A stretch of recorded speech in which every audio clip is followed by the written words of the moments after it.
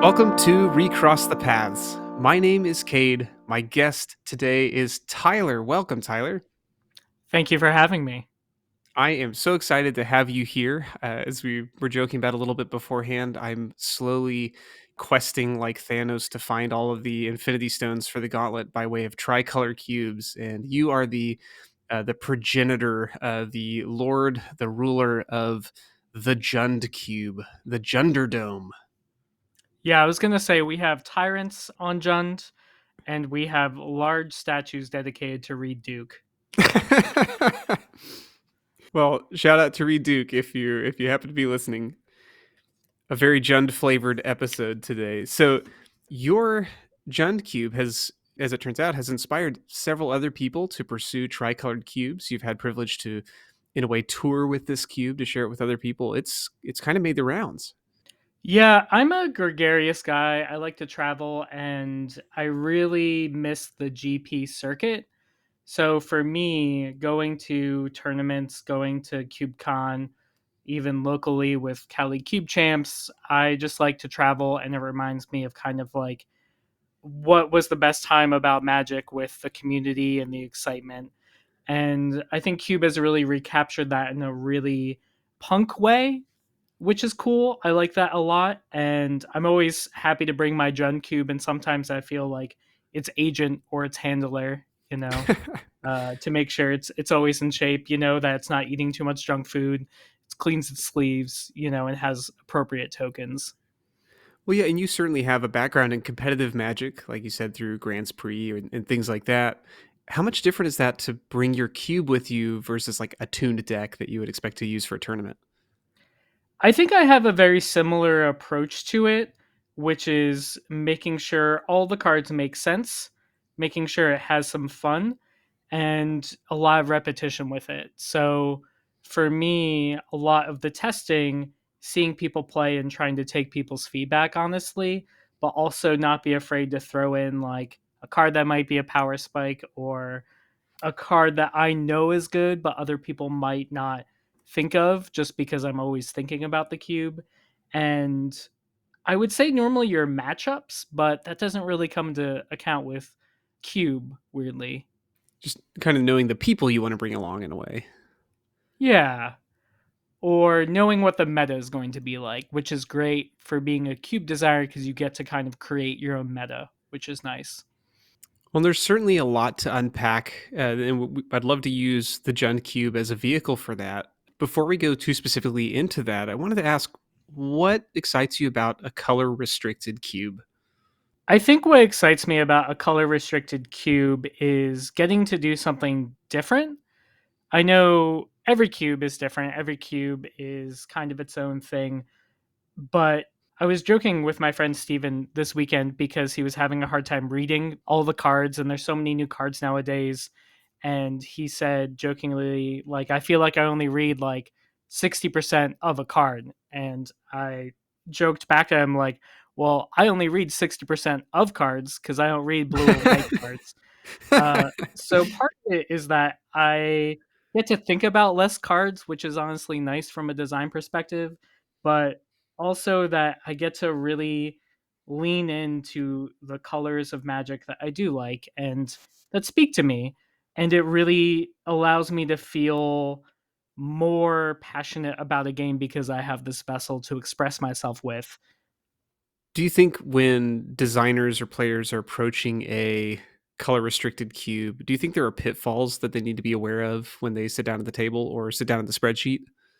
There definitely are because I encountered a bunch of them when I started, and I think the biggest thing I could give advice on, what I often do, is about gold cards, multicolor cards. So if you think about a typical 360 cube with all five colors, you have about five cards per color pair, 4 to 6, some amount. And if you extrapolate that through 10 guilds, that's about 50 cards. I have 60 gold cards in Jund, and that has been really winnowed down. I think when people start, they have this idea of a color restricted cube. They can play more cool gold cards. And you can, but a lot of times too, people don't think about the mana values or the costs of those cards. So to use my own cube as an example, I have Mayhem Devil, Fire Covenant, Kolaghan's Command, and Daretti Ingenious Iconoclast in there, all at 3 mana, 1 black red. And if I want to add Judith, the Scourge Diva, where is that card going to go? Is there going Yeah. to be any Rakdos deck that wants 5 3 drops, all of those, while there's plenty of other ones in the cube? I think people get caught up in there just being some number of gold cards they can add without thinking, how do I imagine these decks play these cards? When are they playing multiple on the same mana value? And it's just a lot easier if you have a spread of mana costs and abilities and interactions. That's always something that I'm thinking about. And I think it's really hard to design your gold section with intentionality and reservedness to not be like, well, it's a 3 color cube. I can have, 40 of each gold shard.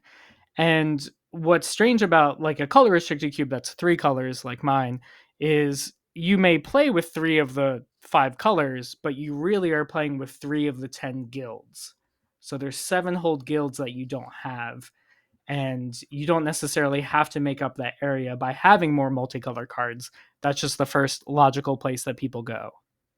And it sounds like mana curve is one of those things that can really catch players too. That it's not just pick your favorite colors because they're all going to be playable, but that you actually have to figure out what you're doing each step of the mana curve.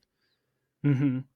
And that can, matter a lot if you have a high cost cube, or, there's a lot of cascade in my Jund cube. So that really matters for costs. And now that there's so many cards where they're 2 cards in one, whether they're rooms or they are aftermath cards or split cards, right? They have high mana costs, even though they are 2 cards. So when you have those and they are gold cards, you're kind of having even more gold cards in your cube too. Well, we'll definitely get into some more of the maybe some numbers and some ideas that you've explored along the way. But before I get us too far, can you give us the elevator pitch for the Jund Cube? This is the Jund Cube. There are no blue and white cards. There are multiple fetch lands, and there are no easy ways to win the game. There are no infinite combos. Lands matter, graveyard matters, and it is a you have to attack to win the game sort of space. One of the benefits of having a cube with such a good iconic Magic brand is most people know what Jund is. They may have never played a Jund deck, but they get the sense of it. And I try to draw that out of them with whichever crowd I'm working with or bringing the cube with, and I typically answer questions that they might have. But the main gist of it is that it is a cube built around Tarmogoyf, Liliana of the Veil, Bloodbraid Elf, and Thragtusk is a kind of a good suite, and Deathrite Shaman too. Oh yeah. So it's a hard hitting. Uh, I kind of view it like an MMA cage match, right? Like that is kind of the idea of the Junderdome, is that you're inside trying to beat the crap out of your opponent, and they might play a little dirty. And it's expected, right? Like that's what you're here Right. for. Yeah. I appreciate that Jund certainly has a constructed pedigree, but in a way that seems to be different from so many of your other tricolor wedges or shards. It's one of the few that's become a verb, to Jund someone out. It has some weight and some meaning to it. Very few people get soul tied, I guess. Yeah. Shout out to Loading Ready Run, who came out with that video of junding them out at the Calgary Grand Prix. And it's really stuck. And I even have jund them out on the sleeves. And now there is a playtest card from Mystery Booster 2 that is in the cube that references the kind of different random brutality that a jund deck can bring, you know. That's so good. Well, and as a quick side note, I know you do a really nice job on your overview page linking to a couple of things that document the history of Jund as a competitive archetype and kind of how that plays into the cube that you've put together. What about this cube feels like Jund to you? I think there's a difference between the 3 color combination of Jund and this ethereal idea, brand, ethos. it's not even a dream or a nightmare. It's just kind of Jund is a thing in Magic now, and it is greater than the sum of its color identity. And that's really cool. I know a lot of people view their cube as like a museum or, like a whole tableau of things, but I really view my cube as more of like a specific exhibition that tries to explain the history and the current identity of Jund. And to that, I would say that it feels like Jund when someone is doing something really sweet, using every single part of the resources they have, or just being hyper efficient. Are they untapping two bounce lands with a Garuk Wild Speakers +1? Are they cascading into multiple cascade cards?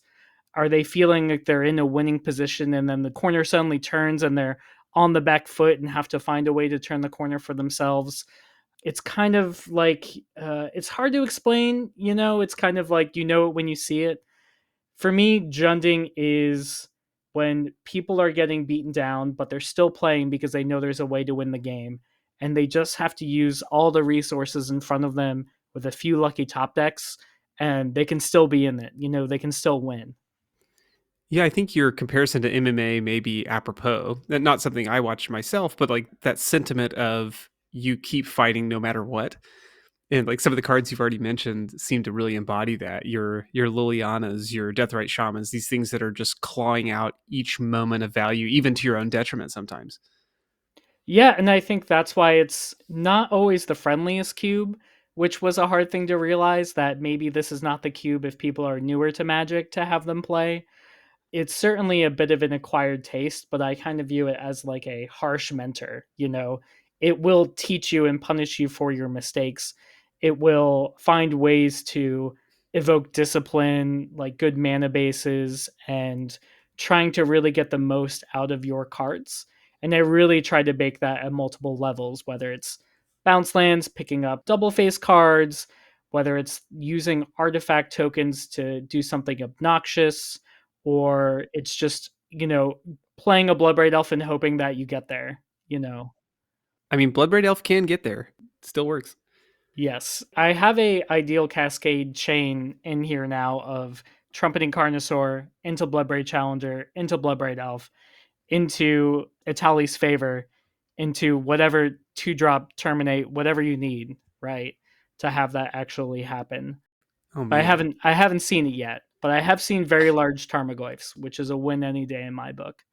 So if those are the sorts of things that capture the spirit that you're after, or capture kind of that ethos you're trying to pull out in games, what types of cards have you chosen to exclude here? Yeah, well, I keep a ban lister in my overview, and in the overview, I talk a lot about the cards that I don't find compelling, but basically, cards that lead to more game decisions can create a lot of tokens without being obnoxious. But cards that are very narrow, like sideboard cards that are really good or really big colorless game records that can just kind of invalidate everything that came before, I try to exclude those cards, and it's been really rewarding to go through a ban list process to be like, oh, this card's too good. This card is mechanically just too complicated. But typically, cards that win the game or just want your opponent to stop playing Magic. I think of Mind Twist, Strip Mine, or cards that are just really hard to track. There's a lot of complexity in cards like Urberg Scavengers or Agatha's Soul Cauldron, cards that already take the mental load to a higher level, or they take decisions out of the opponent's hands or kind of lead to a non-functional game, which has been hard to then find like larger stabilizing threats in modern card design that do that but still allow your opponent to feel like they could win. Do you find that most of those bans or removals, I suppose, come from actual playtesting, or are some of the things that you can just preemptively cut out? Everything that is on the ban list in my overview are cards that I have played and tried out. For me, the one that was the most surprising was actually, I want to say, Orcish Bowmasters, because there's not that much card draw. There's a lot of play from exile or using your resources, but just being like a flash 1/1 that dealt damage that created a body that you could Chthonian Nightmare or, ruin someone's last ditch harmonize proved to be a little too good. Orcish Bowmaster is still a scourge even without lots of high draw. Even if you're not brainstorming, apparently that card's pretty good. But I think that speaks to some of the culture of this environment, right? That you talked about using every part of a card, using all of your resources to their maximum potential. And a card like this represents multiple bodies and damage and punishment for future activity. Like there's a lot coming out of just this one card. Yeah. And you can do things like if your opponent is drawing extra cards, you sacrifice your tokens in between to create some sort of value. You can kill other things. You can give it death touch, right? Like it can be a pretty obnoxious card. Well, I think that's probably a helpful segue here. Let's talk a little bit about what power level looks like here. Jund is kind of the home of the haymaker in some ways. It's like, how do you go about balancing some of these high octane cards? It started with the first playtest I did where I just kind of had everything I thought would be good and in there. And one of my players came up to me after the game and he looked quite serious at me. And he said, "There's a problem with your cube," which is I had Thragtusk under a Mimic Vat and I still lost that game. And that shouldn't happen in your cube. And at the time, I just had a lot of X burn spells, which without counter spells or like a really good way to stabilize, just kind of invalidate the game in a different way, which is that your opponent can, doesn't really matter what they do if they get to a low enough life total, they're just going to die. So for me, the biggest part has been trying to find ways to keep the spirit of Jund alive, forcing interaction and making sure that no card is uninteractable. There's always some answer to a card. You might not have drafted that card, but it's in the cube. So somebody has an answer for this. Somebody has an answer, yeah. So the biggest one that I put in there is Green Slime, which is a really underplayed card from Commander, but it counters a activated or triggered ability from an artifact or enchantment. And if something is countered that way, it destroys it.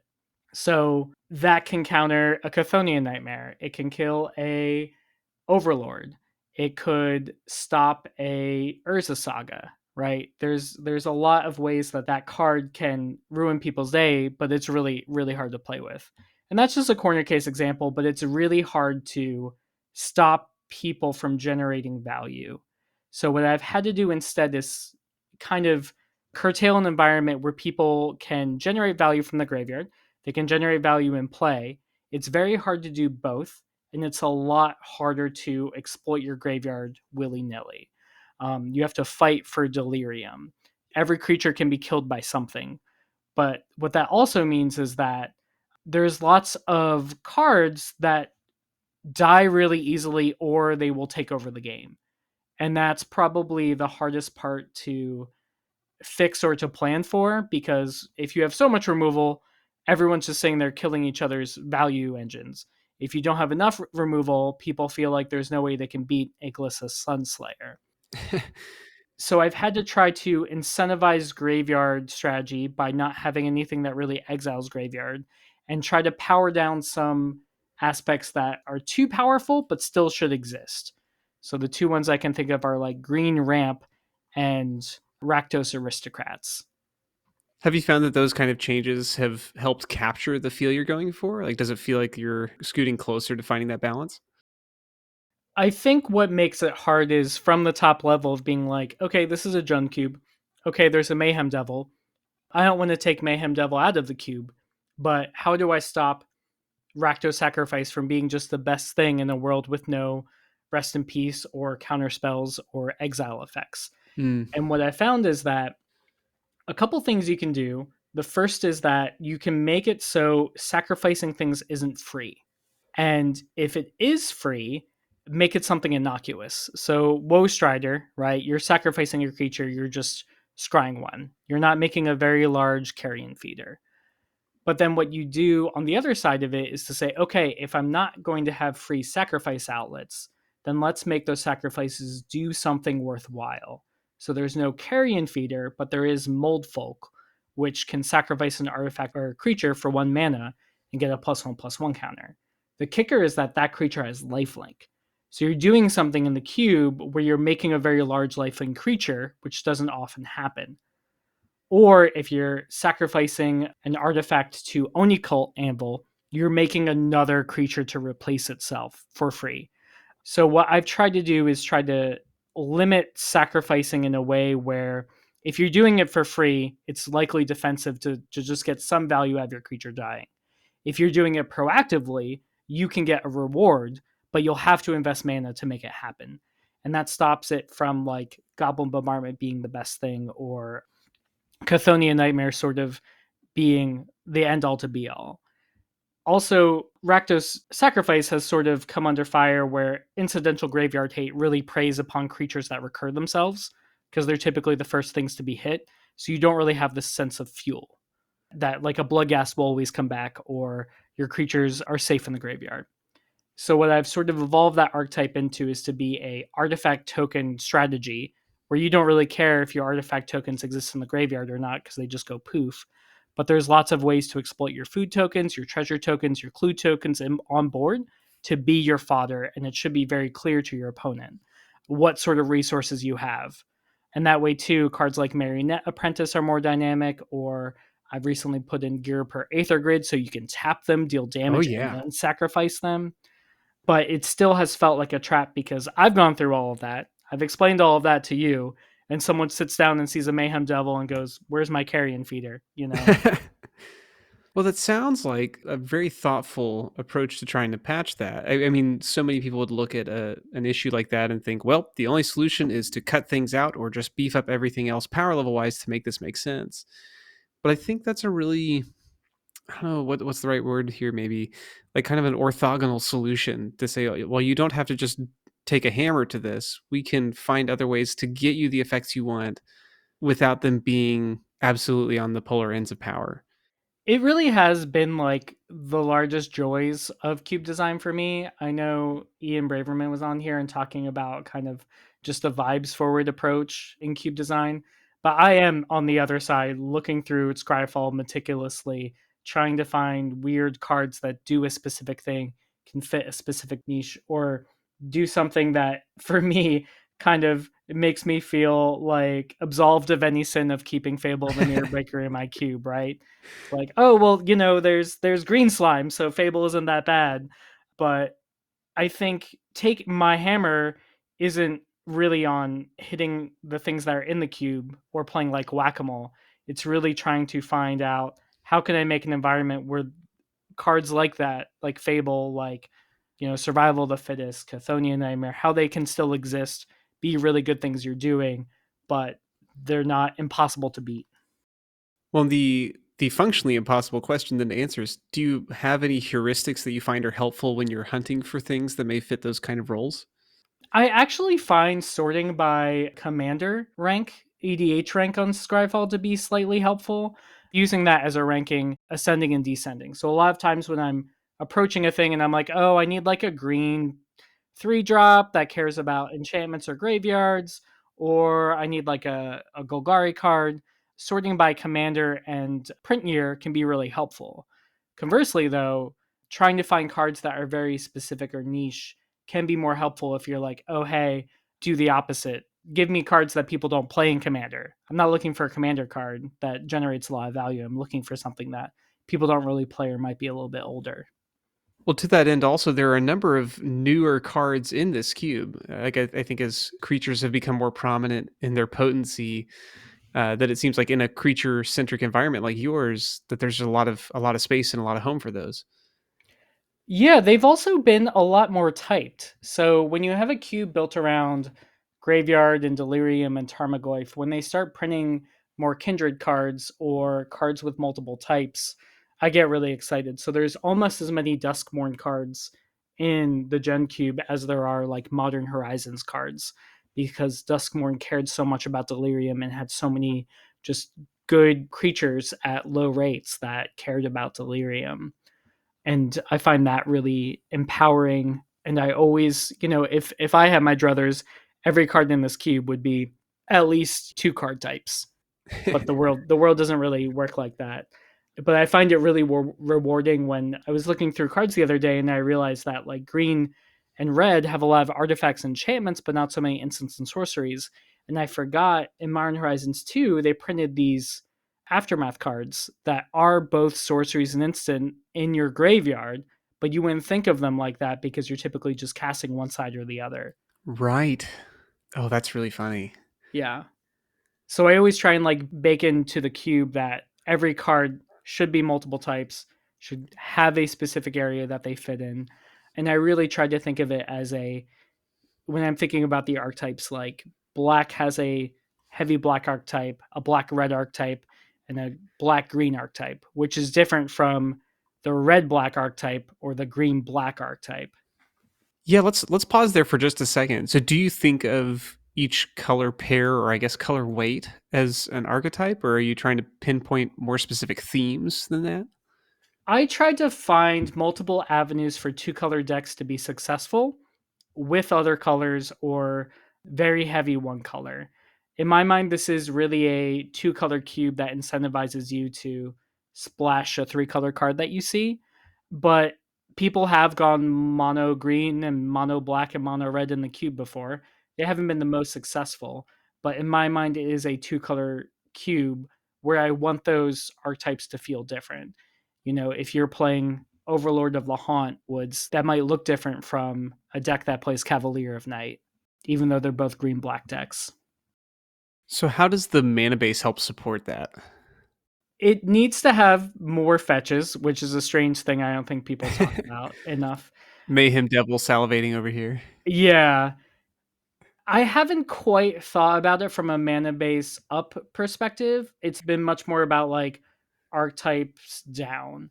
I think the closest thing I can think of is like the green red lands archetype is also a secret five color domain archetype where they want Dryad of the Elysian Grove so that their Valakut and Field of the Dead work, which also means that like your Kavu Titan can be a 5/5 Oh yeah, the proper domain stuff. proper domain stuff. But that's one of the reasons why Taiga is still in the cube and the other jewels are no longer in the cube because Taiga is both a forest and a mountain to help with Valakut and is a different, distinct copy of a land for Field of the Dead. So with mana base in mind and kind of thinking in terms of these broad archetypes, you talked about in a different interview how there's this art to keeping this cube from becoming Jund soup and being more of a prepared meal. How do you keep everyone from just playing Jund? Um, yeah, I think that's a difficult goal, but it's also fine. I don't want people to feel like they have to draft Jund. But if they end up in Jund, it shows that either in the draft they thought it could work, they were incentivized by some splash card, or they really found a power in their cubes. I guess like for me, no deck is going to be perfectly balanced in black, red, and green, right? There's going to be something with a splash. But in my heart, I feel like I'm trying to be like Gordon Ramsay and being like, chefs, this week, your challenge is to make a Jund deck. The chef, has requested you to make a culinary example of Jund, and I want people to, and for lack of a better sense, cook. Like, I want to see with all these pieces they have in mind, like what feels Jund to them. Knowing there's no blue cards, knowing there's no white cards, knowing that they have to like scrap and claw for trying to find a deck.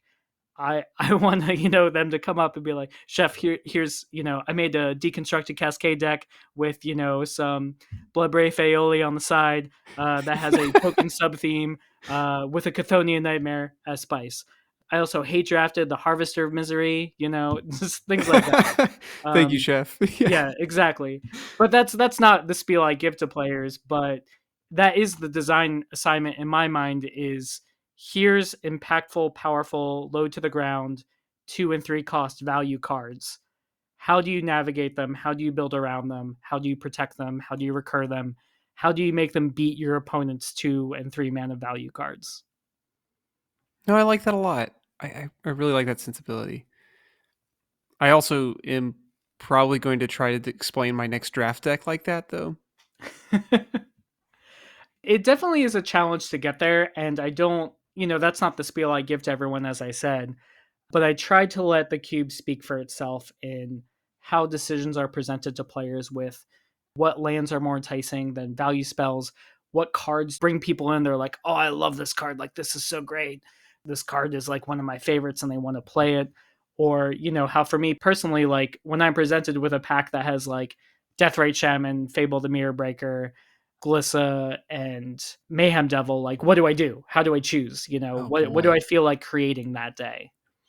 And trying to incentivize people to draft a 2-color deck, but then entice them to play a 3-color deck because, they can just splash, that little voice on the back of their head that we all have that makes us experiment, but also maybe makes us play with a mana base that's less than perfect. So how do you cook then as the cube designer? Like, are you trying to test out new archetypes or new cards as you put them in, or do you just is this kind of a place to kick back and beat face? Where it shows up actually is in other drafts, and for whatever reason, this is embarrassing to me, but I have such a hard time drafting non-Jund decks in any other format now. Like retail, cube, limited, just I'll be like, oh yeah, maybe I'll stay open, I'll do whatever. And then, I'm like, well, I know these cards a lot, so I'll pick them, and then somehow I end up with Jund and I'm like, how did this happen? Um, Here we are for again. me, it helps knowing cards, or it kind of limits me in the same way it makes me very deep and very thoughtful, right? Like, because I'm always thinking about Jund, it's hard to not draft Jund flavored archetypes. But I practice draft the cube a lot, and I'm always thinking about it in a way that's probably a little unhealthy, but makes me feel like I know the cube in and out. So making the environment is part of it. I think on the reverse side, that's the other chef part of me where it's like, I'm making this for other people so that they can experience what this is. And I don't always need to draft it, but I want people to feel like they know what the ingredients are going to be. So, and you are also really big on feedback, receiving it from players or giving it yourself.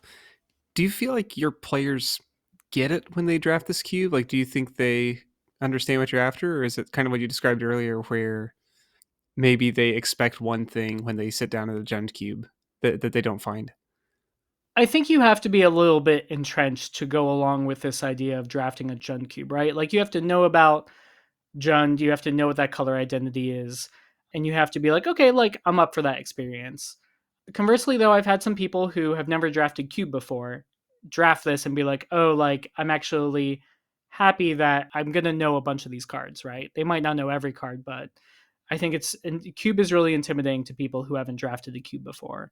Regarding player feedback, the cube is at a point now where I have to deal with a lot of those problems that are higher level like that require a scalpel and not a hammer, So a good example of this is over the weekend when I went to the Vertex tournament, which was great. Shout out to Greg and Bones and Juan. People wanted more fetch lands. Like that's a feedback I keep getting about the cube. And that is not an obvious problem to solve for me. Do I just put in 3, 4 of each typed fetch lands and call it a day? Do I put in off color fetch lands and have to explain to people what those mean? Do I just give people fetch lands after the draft and, hold their hand through it? So nowadays, I do get some feedback like, oh, this card feels a little out of place, or have you thought about this card? Those are typically like easy, and I can be like, oh, yeah, I'll think about it, or, ooh, I should put that in. That's a good one. But now it's like trying to deal with those higher level feedback designs of like, oh, well, people do need more fetch lands. How do I give people more fetch lands in a way that is authentic to the cube, excites me as a designer, but isn't added load to either the buy-in for the cube or the spiel at the beginning. Yeah, because you already break singleton on a very few cards now, as I recall. So, Yes. like, adding new fetch lands wouldn't break something like that, but it's not as easy as just like you said, just increasing quantity for the list. I think also people have this idea of when they draft a cube, cards get played. But in a cube like this, where it's so centered around graveyard effects, sacrifice effects, landfall effects, every fetch will get played, right? A majority of the time. So not only am I adding in n number of cards that work with the cube that are good, they will crowd out n number of other cards and they will be played, right? Like lands are a little bit different because you're playing them typically over basic lands, but it is something to think about where there will be other cards that will see less play because I will add more fetch lands. Yeah, and land picks, as opposed to so many others, just almost become automatic inclusions, whereas everything else has to fight for a slot. Hmm. And I'm certainly going to either misquote or misattribute, or maybe both, the idea that your players are often poor at diagnosing causes of challenges they're experiencing in a draft. Like they can give you the symptoms, they can tell you what they're experiencing, but they're not always good at pinpointing, hey, here's the problem, or here's the thing that would fix it. Hmm.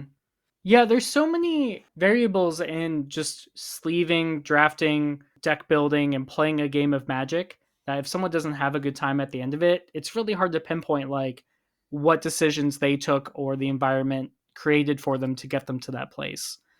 I think someone a long time ago, I can't remember exactly, talked about it like kind of like being a doctor, being a cube designer, right? Similar to what you're saying with symptoms Yeah. and causes, and someone being like, well, I keep losing to scavenging ooze. You know, every deck I draft just falls to a scavenging ooze. And it's like, well, did you not take a lightning bolt or a fatal push or anything? And they're like, well, no, there's a fetch land in there. I couldn't just take fatal push.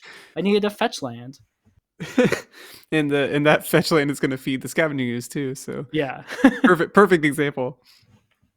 Do you feel like the Jund cube is in a place you're happy with, or do you expect to keep iterating on it as time goes?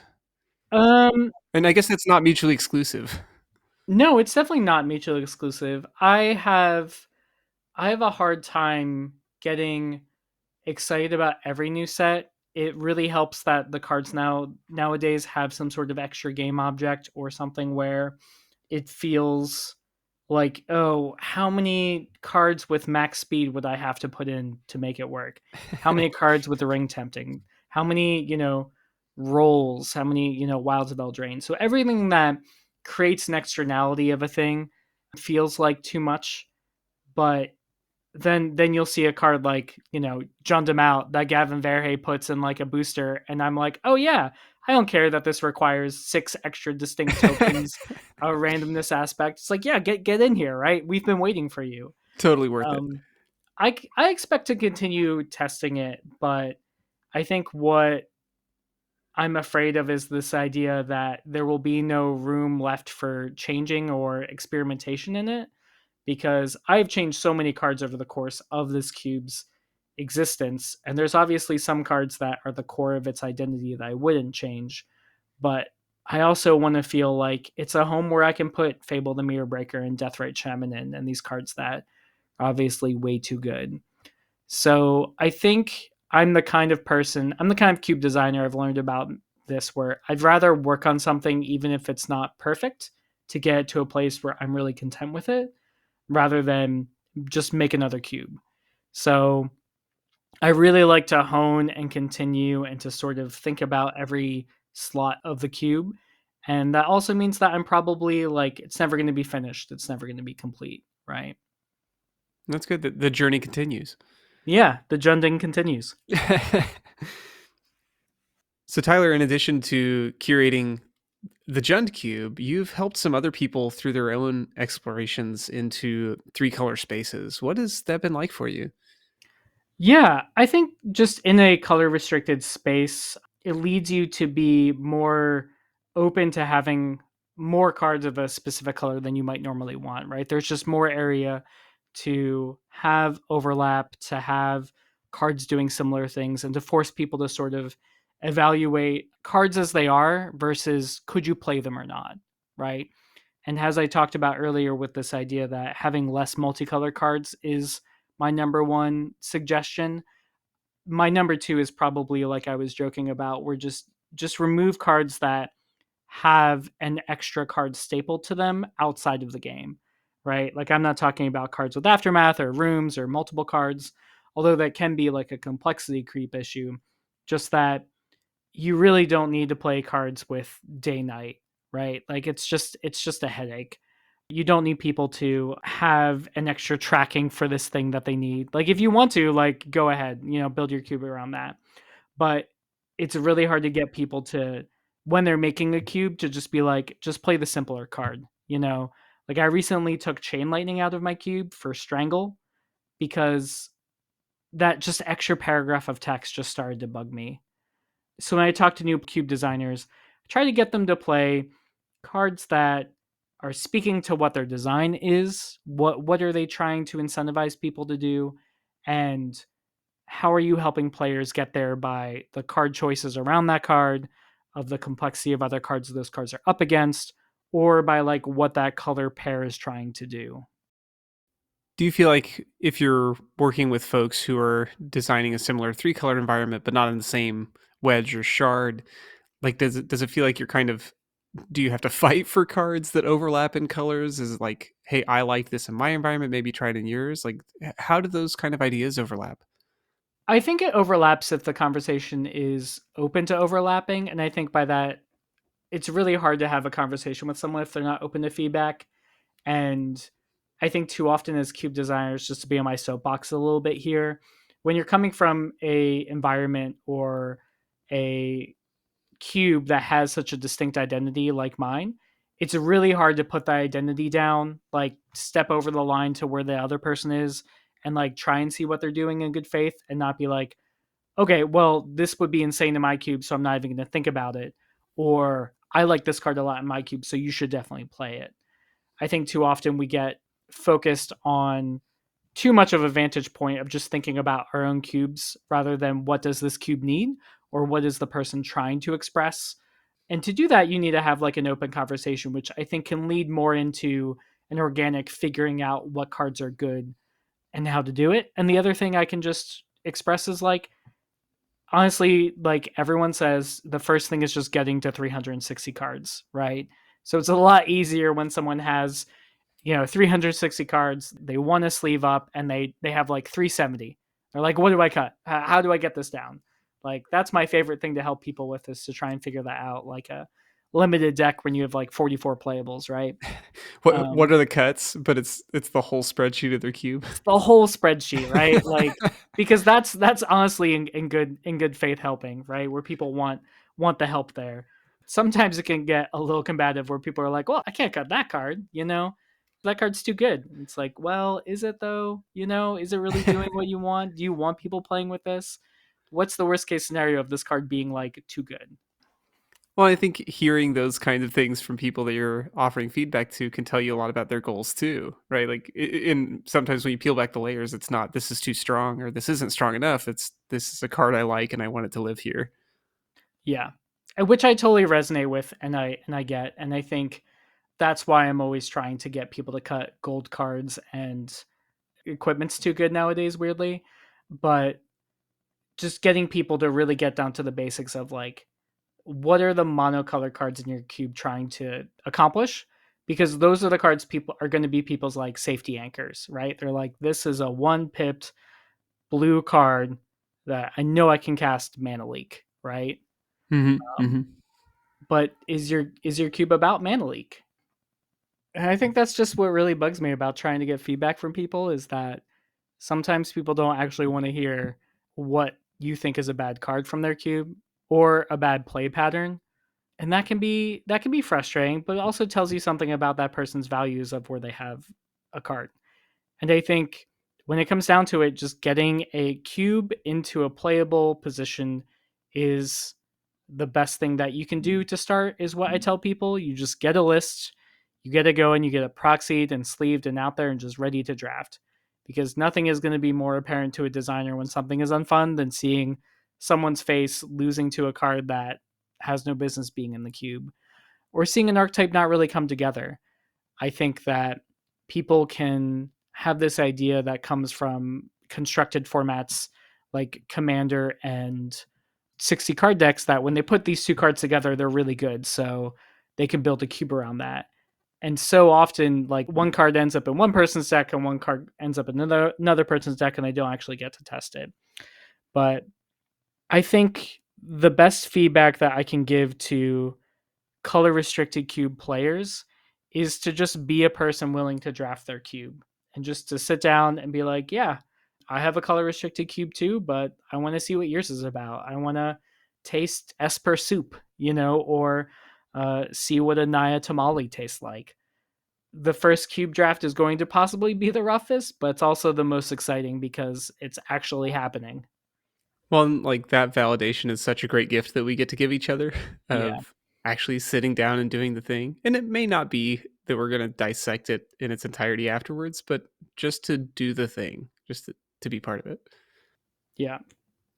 You've already offered several great pieces of advice along the way, particularly for folks who are thinking about three color environments. Do you have other thoughts that you would want to make sure to offer to other designers as they're considering their own projects? For other players and other designers, I think what I sort of joked about earlier, where I only care about three-fifths of cards. Find out something that helps define your cube and your environment just for your ease of brain. I'm writing down ease of brain because I like that phrase. Yeah. So with how many cards they're printing, and there's going to be a Final Fantasy set, a Spider-Man set, and you don't have to be like, no Spider-Man ever gets in my cube, but an experience I had where I had the Jurassic Park Indoraptor in my cube, and it just started to feel a little out of place, right? I tried it out, and it's not a card that's meant for cube. It's a card that's meant for, multiplayer format. The card says choose an opponent at random, right? It's like, okay, Yeah. great. Yeah, easy choice and one to Easy one. choice. So I would advise, in this world of Funko Pop eras and secret layers and mystery booster playtest cards, find your way. Find a path that is you, that makes sense to you, and show it off through your cube. And don't be afraid to iterate or, put in a Spider Man card because you think it's cool. It's okay because it's your cube. Just find something that helps you reduce the amount of noise you have to read when it comes to cards. Even if it's just, I don't own that card, so it's not going in my cube, which is fine. That's a powerful reason to keep a card out of a cube. Yeah, very much so. And also, just like, if you read a card and it just bores you, or you're just like, oh, I don't want to pick it up and read it, and you put it back down, you have to pick it up and read it again. You're like, what does this cube? What does this card do? Find that, but for whatever it is about Magic that you don't like, and just kick it out. I'm not anti counterspell, but like, I wouldn't put Dream Trawler in my cube. Boy, I'm probably gonna get at least one comment about Dream Trawler now. They can kill me in Theros Limited with it. I mean, that is what that card did. I It's, don't yeah, I don't think there's another function. no.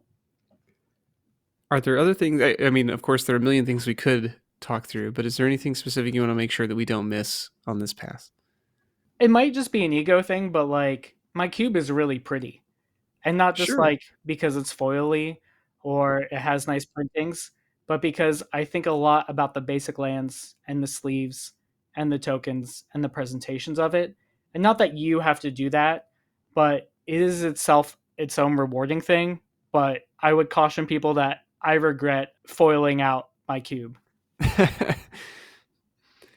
Like foiled down to the basics, or like how far The off are basics you the from? basics are foil. Pretty much everything that you can get in foil is in there that isn't like a ridiculous printing. And I'm not like I need the most beautiful foils ever, but Lincoln Davidson of the Pemrose Cube has it right. Just make your cube cheap. It'll help with testing, it'll help with cards. If a card goes missing, you won't be sweating about it and it won't curl, right? So So you're telling me you're not on the hunt for the Judge promo Survival of the Fittest currently?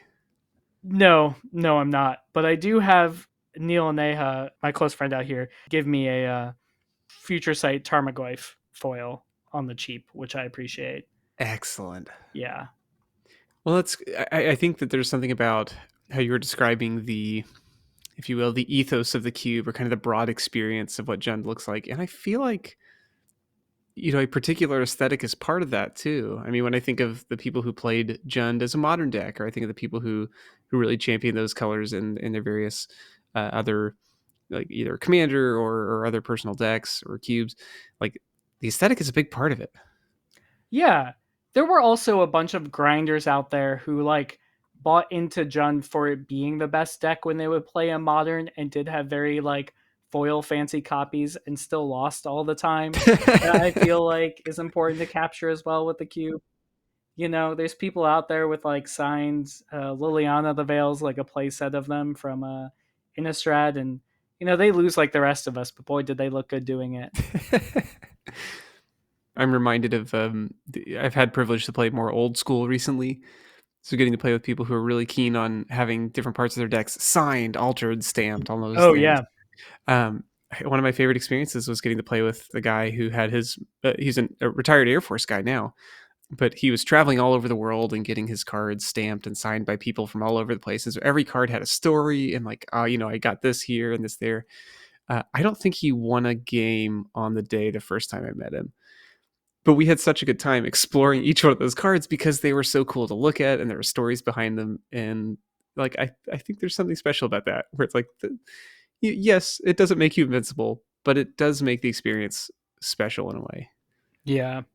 That reminds me of when I was at CubeCon the first year, and Gwen had his I forget what he called it, but it was his like legacy cube that had a bunch of altars. Yeah, the Dekaroo cube. The Decker cube, yeah, and he had people sign the basics that were there. And I met Levi Wilson, who lives in Indiana, and we had like a grudge match the entire weekend that culminated with me drawing a little Merit Liege on the swamp, picking up like his cartoon body to eat it because I killed him with a Merit Liege in our games. Oh, that's so good. I can't wait for the Cube community to get more into people altering and signing and doing things to people's cards. I think it's a big part of it. We've seen it catch on in things like 100 Ornithopters. I know Yeah. like Jake for the Bodleian Cube has people sign when they 3-0. I have people keep track of their record for events on basic lands. So yeah, I love that part of the game.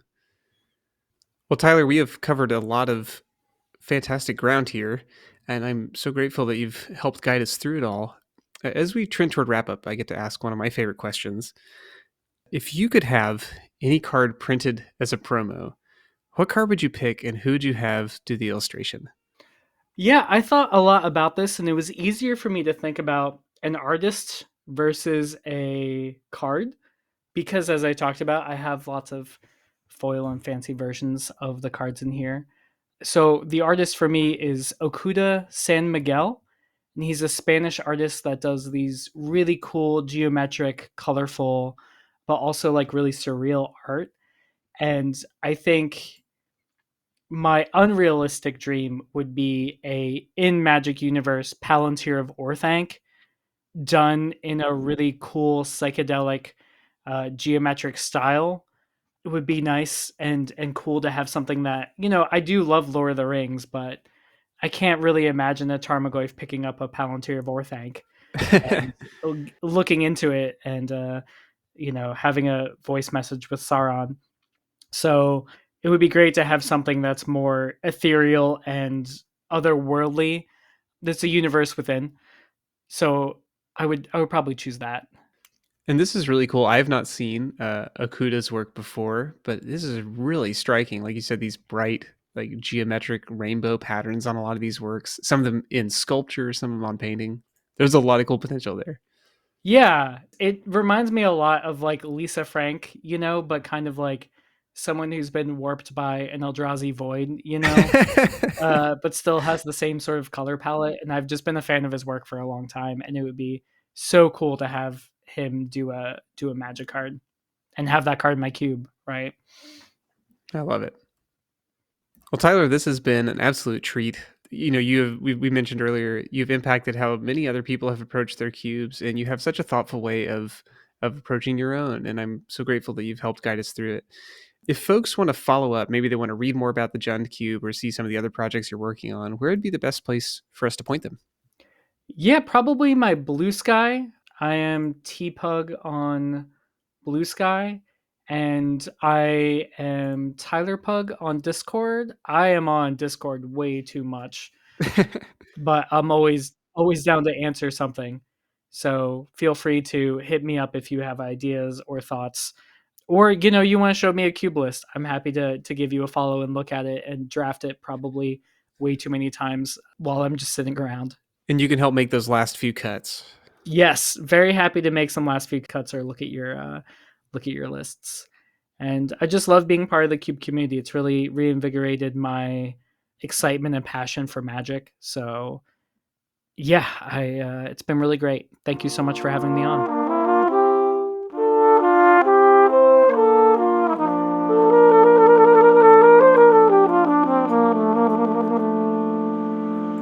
I don't have an official sign off. It feels like there should be, but We gotta do something like, and we've recrossed the paths. Boy, how corny do you go? Path Path crossed. You know, get the again. little